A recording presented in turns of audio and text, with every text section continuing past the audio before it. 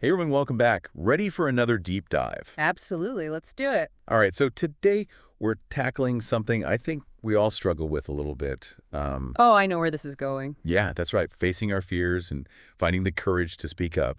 We're diving into Professional Troublemaker, that fantastic book by Luvvie Ajayi Jones. Oh, such a good one. It is, it really is. And it's so empowering. It really flips the script on what it means to be, a troublemaker. Yeah, it gives it a whole new meaning. Totally. Like, it's not about being disruptive for the sake of it, but about challenging the status quo, speaking truth to power, even when it's hard, even when your voice shakes a little bit. It's about making some good trouble. Exactly. Good trouble. Hmm. And I think we're going to cover a lot of ground today.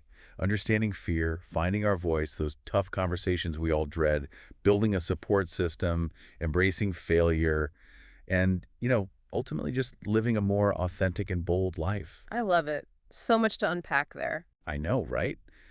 But before we jump in, I want you to think about a time when fear held you back. What happened? What choice did you make? Because we've all been there. Yeah, we all have. And, Yeah. the book starts by acknowledging that fear is universal. Like, it's something we all experience. Yeah, it's humans. It is. And Jones talks about this thing called imposter syndrome, which I think a lot of us can relate to. Oh, for sure. It's that feeling of, like, not being good enough or not having the right to speak up. Yeah, like, who am I to have an opinion? Exactly. And it's that voice in our heads that's like, stay quiet, stay small, you'll mess it up.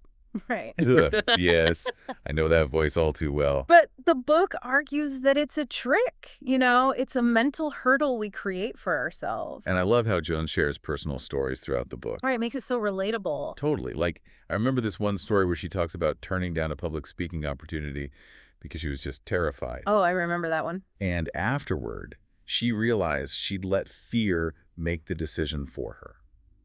And that really resonated with me because, I've been there. Me too, for sure. And I think that's the whole point Jones is trying to make, that we need to learn to recognize those fears, to give them a name. So we can call them out. Exactly. And then figure out how to manage them.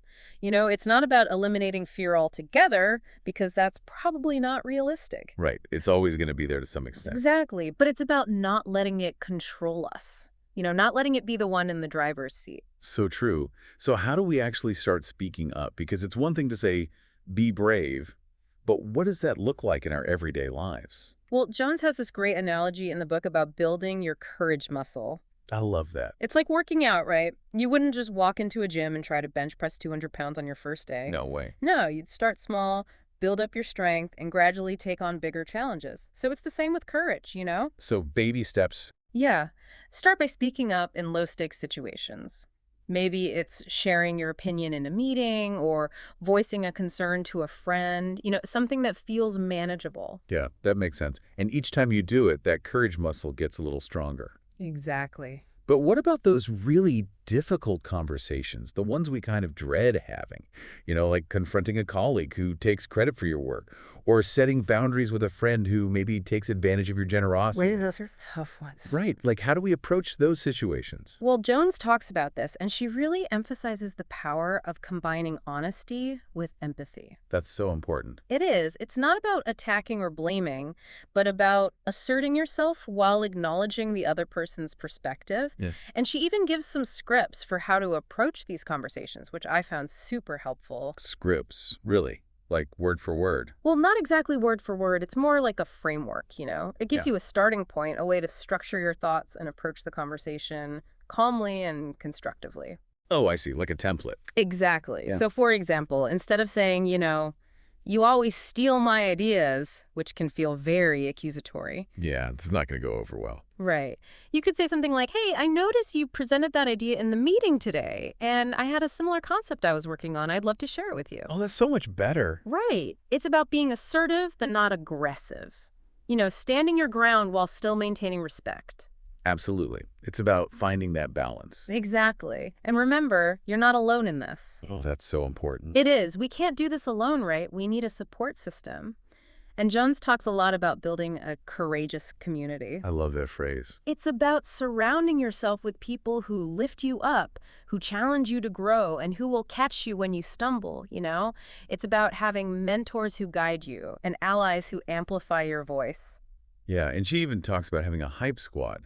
Those friends who celebrate your wins, no matter how small. Yes. We all need a hype squad. Absolutely.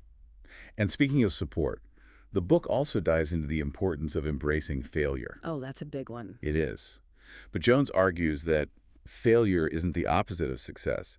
It's a stepping stone on the path to success. I love that reframing. Me too. And she has this amazing quote. She says, "Our greatest lessons are usually learned in the valleys of our lives." Oh, that's good. I'm writing that one down. It's so powerful, right? Hmm. It's a reminder that those moments when we stumble, when we fall flat on our faces, those are the moments when we actually learn the most valuable lessons. And it ties into this idea of self-compassion, which is so crucial. Totally. We're going to mess up. We're going to make some mistakes, and that's okay. The important thing is to learn from them, dust ourselves off, and keep moving forward. Couldn't agree more. And I think ultimately it all comes back to being authentically bold, which Jones describes as, you know, living your truth, challenging the status quo, and taking consistent action, even when it feels scary. It's about showing up as your true self, even when it's hard. Exactly. And imagine the impact we could have if we all embrace that boldness, not just in our professional lives, but in our personal lives, in our communities. Ah, the world would be a different place. It really would. And that leads me to a question for you, for everyone listening. What could being a professional troublemaker look like in your personal life?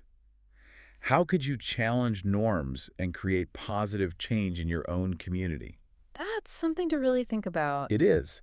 And if you want more inspiration and practical advice, I highly recommend checking out Professional Troublemaker by Luvvie Ajayi Jones. It's a fantastic read full of wisdom and humor. And courage. Don't forget courage. That's right.